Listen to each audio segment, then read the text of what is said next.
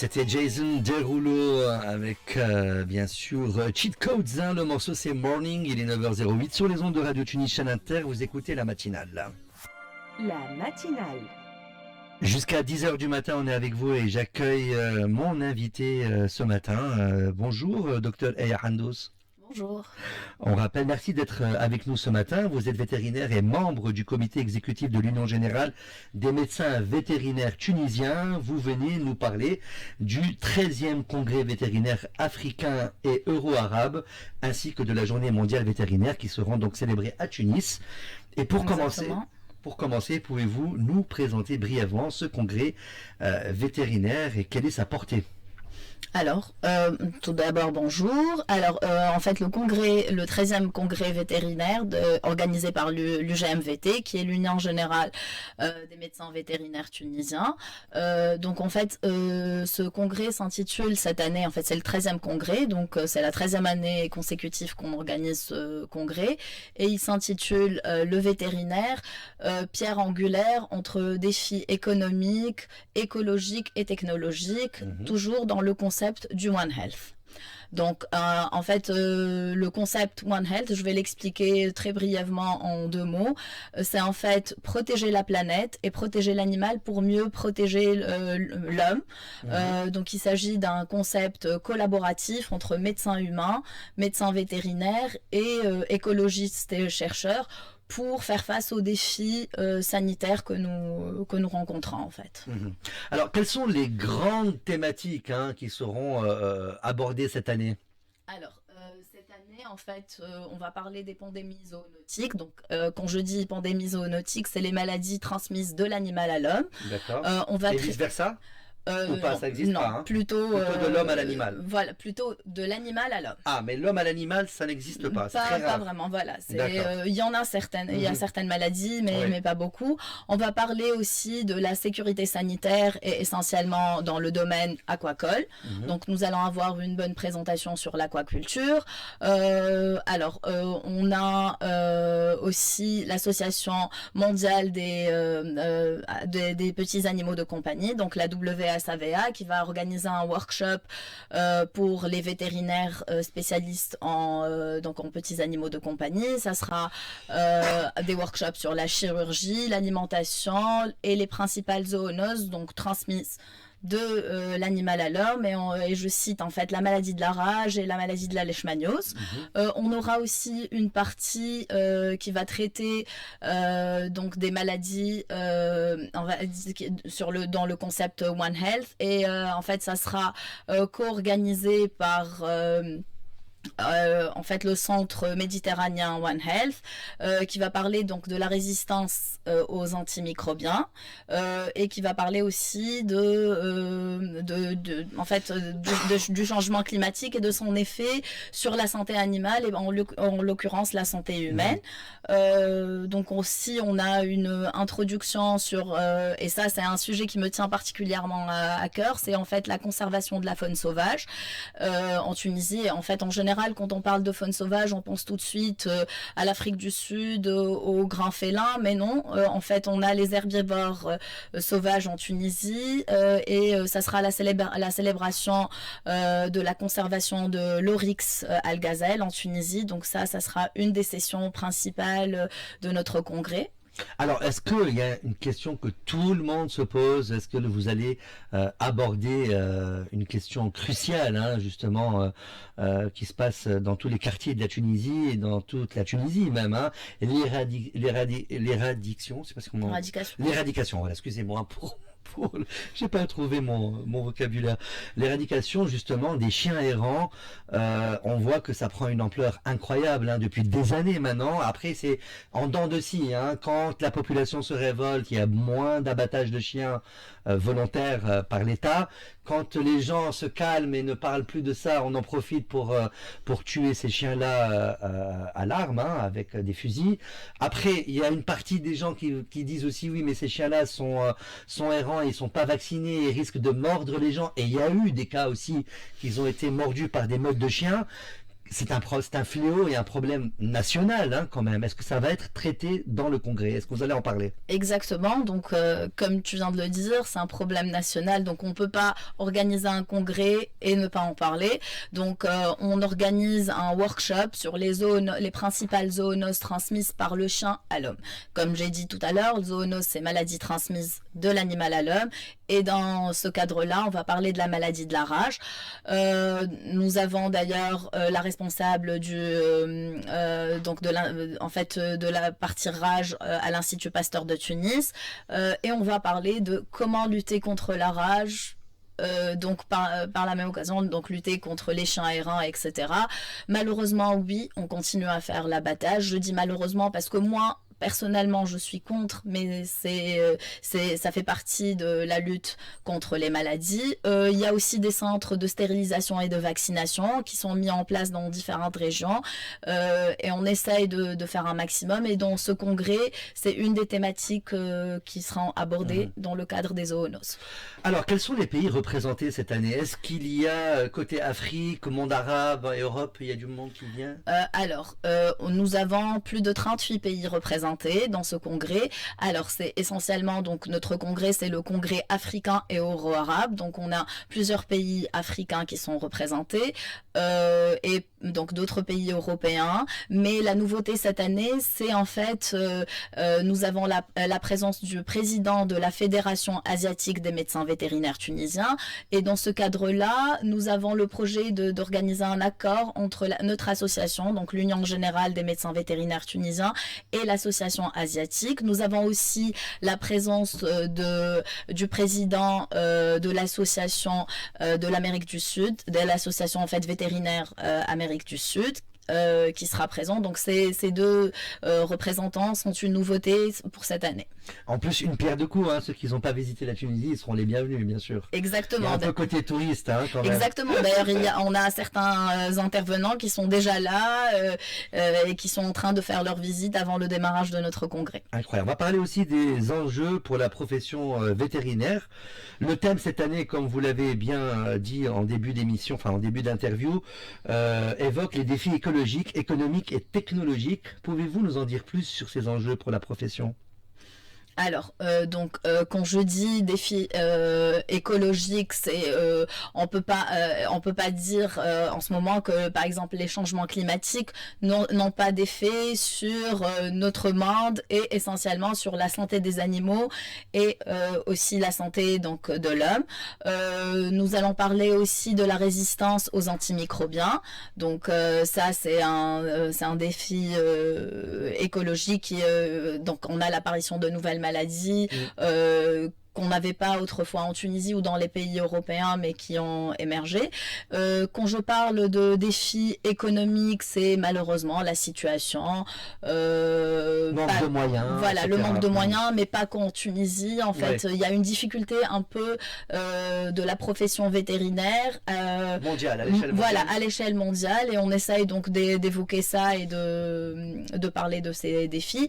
Et quand je dis technologique aussi, parce que nous vivons en fait dans un monde qui est contrôlé par l'intelligence artificielle, et en fait il y a plusieurs tâches dans tous les domaines qui vont être remplacées ou améliorées. Oui. Pour ne pas dire. C'est un gain de temps. Voilà, exactement. Donc on peut pas là, en ce moment, on peut pas pratiquer la médecine vétérinaire en Tunisie et ne pas savoir ce qui se passe dans le monde. Bien sûr, c'est tout à fait lié en tout cas. Voilà, exactement. Alors, le rôle du vétérinaire est souvent méconnu par le grand public. En quoi les vétérinaires sont-ils des acteurs clés de la santé publique et de l'écosystème ?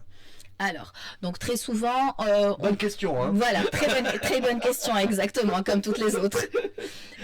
Donc en fait, très souvent quand on dit médecin vétérinaire, il y a quelques années on pensait au bétail, donc médecin vétérinaire dans les fermes. Qui existe aussi, bien sûr. Voilà, qui existe aussi et qui font toujours il en faut, ils font toujours du bon boulot. De plus en plus, là on parle de vétérinaires de petits animaux de compagnie, vu que on commence à avoir de plus en plus d'animaux de compagnie, mais en fait ce qu'on oublie ou ou ce qu'on ne connaît pas, c'est les médecins vétérinaires dans la santé publique. C'est les médecins vétérinaires qui traitent ces maladies justement, ces zoonoses et tout. Et en fait, le médecin vétérinaire, donc on a des médecins vétérinaires chercheurs qui travaillent dans les laboratoires de recherche, et en fait c'est eux qui font le lien entre ces maladies émergentes. Et en fait, moi, je donne l'exemple de la pandémie de Covid. Oui. Donc ça a un peu mis la lumière sur le rôle des médecins vétérinaires pour la lutte justement contre ce genre de pandémie.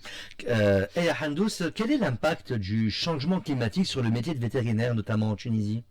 Alors, l'impact du changement climatique, en fait, je vais parler pour le bétail par exemple. En fait, l'influence des changements climatiques ont de grands effets sur, par exemple, la productivité de certains animaux, notamment la vache laitière, sur l'émergence de beaucoup de maladies telles que la brucellose. Ça, c'est dans le bétail. En fait, pour les petits animaux de compagnie, ce qui est ma spécialité en fait. Donc on a beaucoup de maladies parasitaires qui étaient rares ou méconnues. Avec le changement climatique, avec le réchauffement climatique en Tunisie, on les voit de plus en plus. Donc voilà. Et surtout et essentiellement, c'est la résistance aux antimicrobiens. Depuis tout à l'heure, je dis antimicrobiens, mais en fait, je vais expliquer, c'est la résistance en fait aux antibiotiques. Donc de plus en plus, et plus les animaux sont résistants aux antibiotiques, plus l'homme est résistant aux antibiotiques. Et c'est un grand problème parce que nous avons des molécules qui ont fait des miracles auparavant et qui peuvent ne plus être efficaces en ce moment. Alors avec le réchauffement climatique, on a vu depuis quelques années que les grandes chaleurs en été, merci à celles et ceux qui laissent des petites tasses d'eau pour les chats qui sont à l'extérieur et même pour les chiens. Ça me touche personnellement quand je vois des petits bacs d'eau qu'on fait pour les animaux. C'est très important. J'imagine que vous êtes aussi sensible à ça. Et je pense que de plus en plus, il faut sensibiliser, je pense, les familles tunisiennes, enfin toutes les familles en Tunisie, qui ont, envie d'avoir un animal de compagnie, mais c'est très périodique.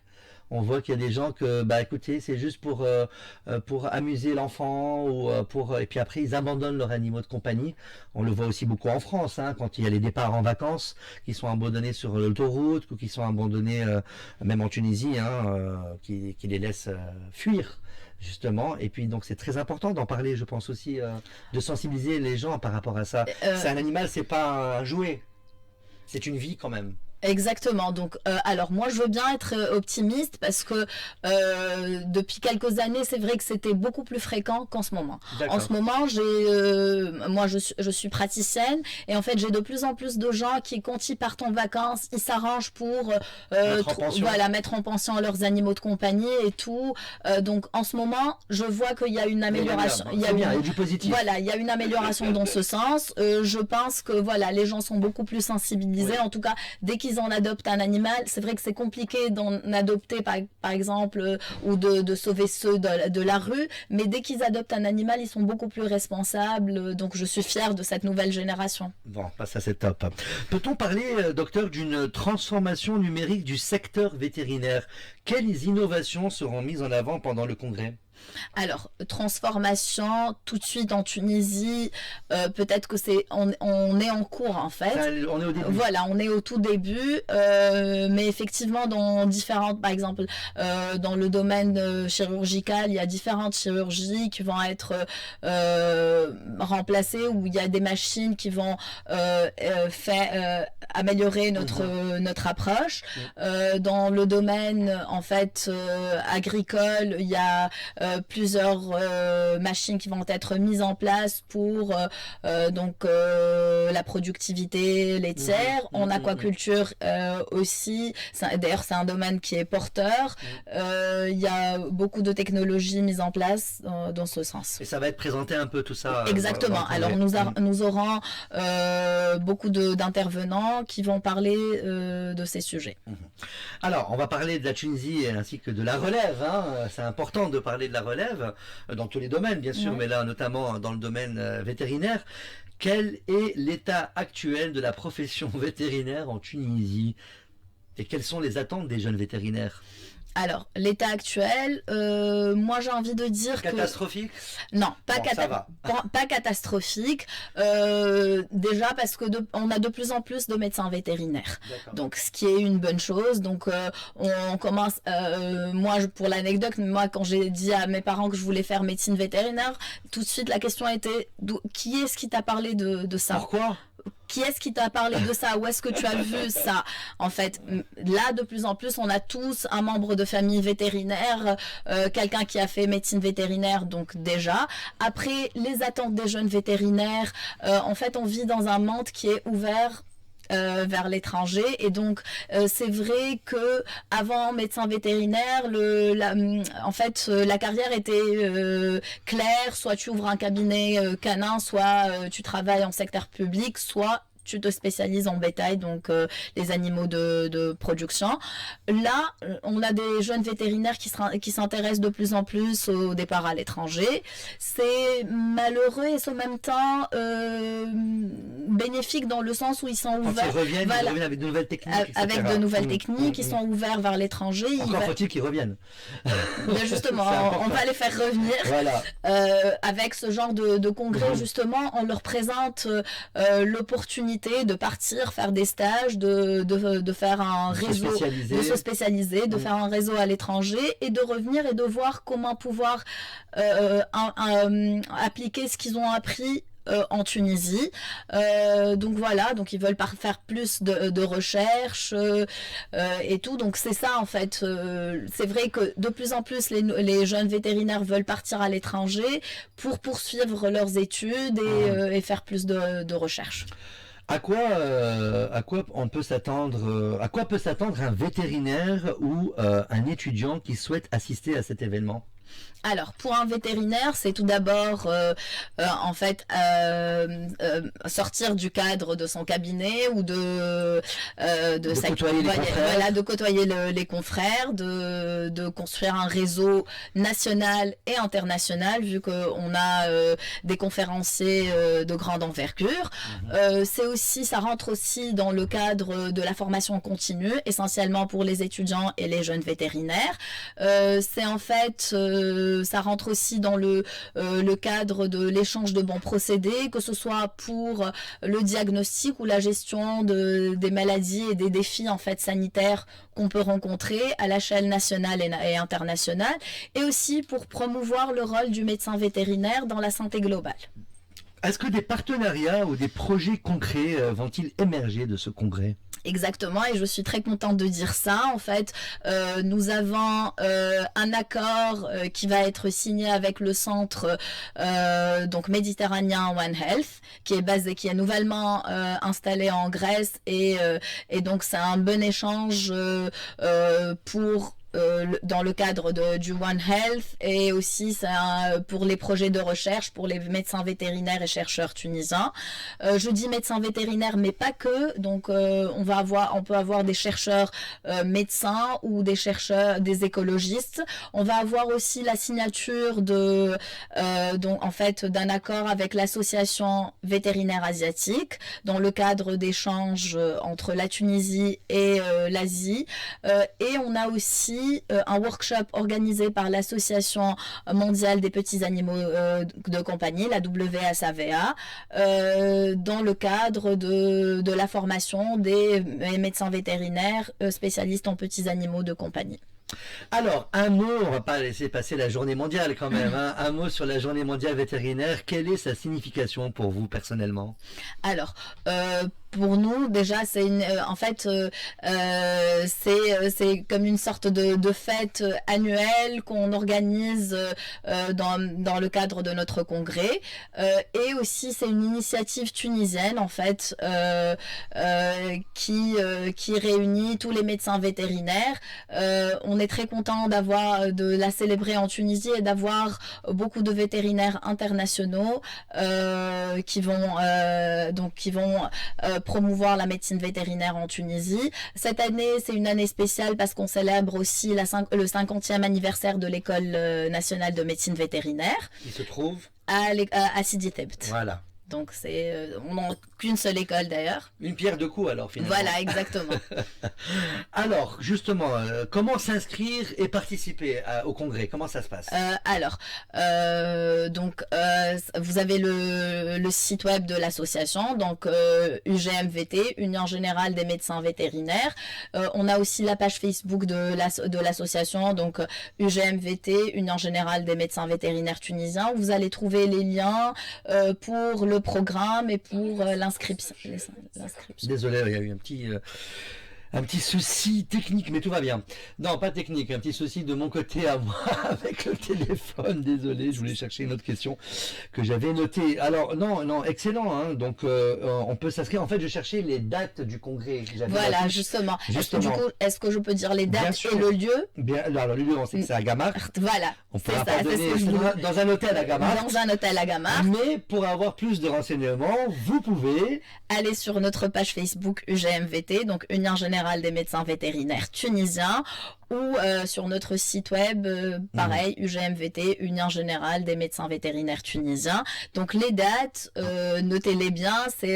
En général, on organise notre congrès sur 2 jours, et cette année, vu la richesse du programme, ça sera sur 3 jours. Donc ça sera le 25, 26 et 27 avril, donc vendredi, samedi et dimanche. De cette semaine. Voilà, de cette semaine. Vous avez un bon week-end à passer alors. Exactement, un week-end très convivial. Week-end de santé animale. Voilà, santé animale et humaine aussi. Tout à fait. C'est pour ça que justement, j'invite donc tous les médecins vétérinaires à venir, parce que c'est un programme pluridisciplinaire. Donc, j'ai parlé un tout petit peu, mais on a en fait plusieurs sessions. Une session sur la faune sauvage, une session sur la One Health, une session donc qui traitera des animaux de compagnie, une session sur les animaux d'élevage. Donc ça, et j'invite aussi donc les étudiants à venir participer, les médecins, les écologistes, les chercheurs, mais aussi les jeunes vétérinaires, les jeunes qui hésitent, qui ne savent pas ce que c'est que la profession vétérinaire, qui sont en dernière année et qui pensent peut-être à suivre ce chemin. Je les invite à venir voir que c'est une profession en fait pluridisciplinaire, et c'est très agréable de faire médecine vétérinaire. Est-ce que c'est gratuit de participer au congrès? Alors non, la participation n'est pas gratuite. La participation je peux te dire les prix. Donc, alors la participation, pour moi, c'est un prix dérisoire vu les congrès organisés à l'international, et en fait, la qualité de nos intervenants et de nos conférenciers n'est pas moindre. Donc, le prix, c'est 150 dinars pour les médecins vétérinaires, et nous avons un tarif préférentiel pour les étudiants, donc ça sera à 50%, 75 dinars pour les étudiants. Très bien. À payer sur place? À payer soit sur place, soit ils peuvent faire, et moi je recommande de faire une inscription en ligne, comme ça le jour même, voilà, de payer en ligne. Tous les détails seront présents dans notre page Facebook ou dans notre site web, et moi je recommande le paiement en ligne en fait pour venir et trouver leur badge. Tout est prêt quoi. Voilà, prêt. Alors, un dernier mot pour nos auditeurs, notamment ceux qui s'intéressent à la santé animale et au rôle du vétérinaire dans la société. On termine avec cette dernière question.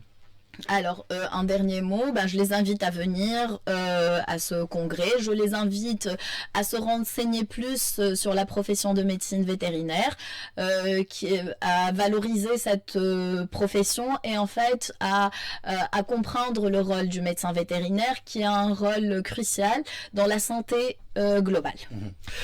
Alors, 13e congrès vétérinaire africain et euro-arabe, ainsi que la célébration de la journée mondiale vétérinaire. Merci beaucoup, docteur Aya Handouz. Vous êtes vétérinaire, on le rappelle. Vous êtes basé dans la banlieue nord, votre cabinet est là-bas, et vous êtes membre du comité exécutif de l'Union Générale des Médecins Vétérinaires Tunisiens. Merci d'avoir accepté notre invitation ce matin. Merci à toi, Mahdi, pour l'invitation. Merci à RTCI aussi de m'avoir ouvert ses portes. Je suis une fidèle auditrice depuis... en fait, c'est l'émission Couleur Bleu Nuit, c'est une émission qui m'a fait connaître plein de titres musicaux, donc je suis une fidèle auditrice. On est très contents, et j'espère que beaucoup d'auditeurs et d'auditrices suivent votre chemin de fidélité, en tout cas. C'est très sympa. En tout cas, merci beaucoup, et puis bon congrès.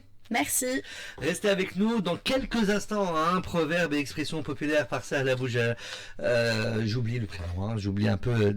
Voilà, exactement. Proverbe et expression présenté par Sahla Boujalben. Voilà, j'ai retrouvé le nom. Je m'excuse. Restez avec nous. On continue jusqu'à 10h du matin, cette belle matinale. Et bien sûr, beaucoup de musique non-stop. Restez avec nous. C'est la matinale d'RTCI.